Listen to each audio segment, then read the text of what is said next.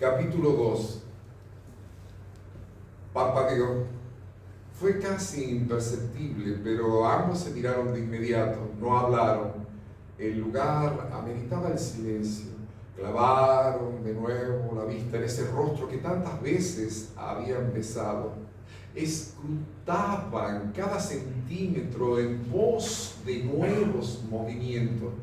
No repararon en los sueros, ni en los tubos, ni en las mangueras, ni en los cables, ni en los aparatos que aún la mantenían con vida. Los minutos se consumieron implacables y el milagro de un nuevo parpadeo no llegó. Se demoraron todo lo que pudieron hasta que fue el turno de la rotación. Los demás tenían derecho a visitarla. También les había dado la vida. Hijo querido, ¿hasta cuándo vivirás en el dolor? Pasaron muchos años para que todo siga detenido en tu corazón. ¿Por qué no escribes poesía de nuevo? Eso es lo que mejor haces y lo estás desperdiciando. No digo que la olvides, fue el amor de tu vida. Lo que digo es que mereces una oportunidad de ser feliz. Recuerda que esto te lo pide tu madre. Y a propósito, ¿cuándo escribirás la historia de mi vida? Me tienes con que uno de estos días vamos a comenzar y yo vengo cada tanto a Tucumán. Tenemos que organizarnos porque no soy eterna. No olvides que te amo y si insistes en estar solo, uno de estos días me pongo de novia y te gano de mano en abandonar la soledad. Esas habían sido las palabras que le dirigió en la última despedida. Siempre lo hacía reír con sus ocurrencias. Ella no volvió a visitarlo antes de su regreso a Buenos Aires. Llevaba el apuro del malestar y el dolor de cabeza con que la encontró Marcela en la casa que compartían en Buenos Aires, en la calle Agrelo al 3500. Los horarios de terapia no eran regulares, dependían del estado de los pacientes.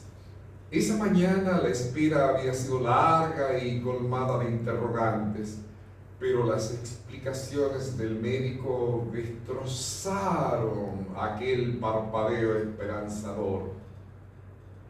Su madre tuvo un infarto cerebral. Ese parpadeo que vieron fue solo un movimiento reflejo. Si ella supera el cuadro actual, que es grave, no volverá a ser la misma persona.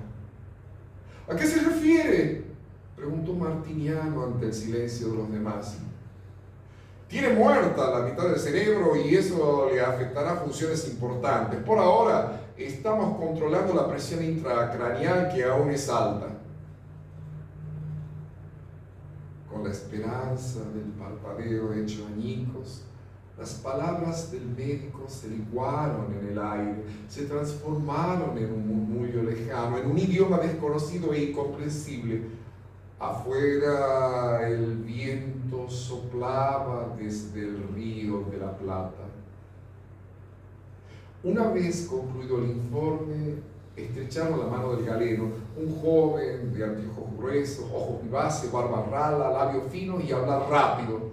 Las palabras se empujaban en su boca que se movía con tal rapidez y nerviosismo como si estuviera rindiendo examen.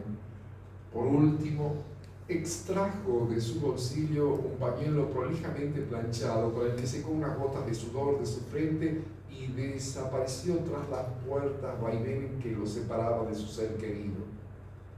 Se miraron decepcionados, una decena de pasos apenas, y entraron al ascensor. Mientras bajaban, no se atrevían a pensar en nada más que en la posibilidad de un diagnóstico equivocado. Sin embargo, la seguridad del médico era abrumadora. ¿Ese doctor no cree en los milagros? Tantas veces ella había encendido una vela pidiendo por la solución de un problema. Tal vez era momento de rezar, de dejar todo en manos de Dios o de esa Virgen de la cual colgaba un rosario mientras sostenía en brazos a su hijo. Un pasillo ancho y largo los condujo hasta la salida principal del hospital. El sol se hizo sentir sobre los rostros de los hermanos, que ya no se preguntaban cuándo había sido la última vez que habían estado juntos. Ahora lo estaban, mientras la brisa mecía los árboles de un follaje oscuro en contraste con la claridad del césped. Un fuerte viento de superficie hacía correr a las nubes que se deshilachaban en la huida.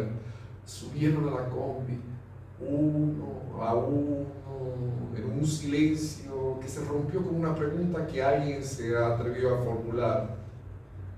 ¿Mamá quedará como una planta? Eso parece, pero no nos adelantemos.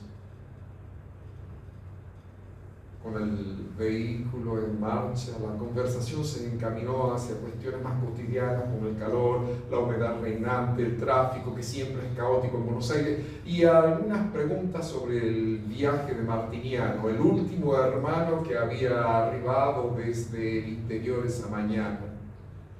Con su bolso de viaje había llegado a la soledad de la espera. De a poco, el reducido espacio se fue llenando de rostros preocupados, de escenas de llanto, de rezos silenciosos en la mente. Hasta la escalera se transformó en una tribuna del dolor, mientras pasaban enfermeras y médicos con sus carpetas de informes y ordenanzas sacaban los recibos. De repente, se abrió la puerta y un médico pronunció el nombre de un paciente. Una mujer se incorporó de inmediato de su asiento por lo sorpresivo del llamado. El médico la tranquilizó. No se preocupe, son buenas noticias. Recuperó la conciencia. ¡Gracias a Dios! Para algunos los parpadeos son síntomas de recuperación. Para otros, como esos hermanos que iban en la combi, era una invitación al milagro o al final.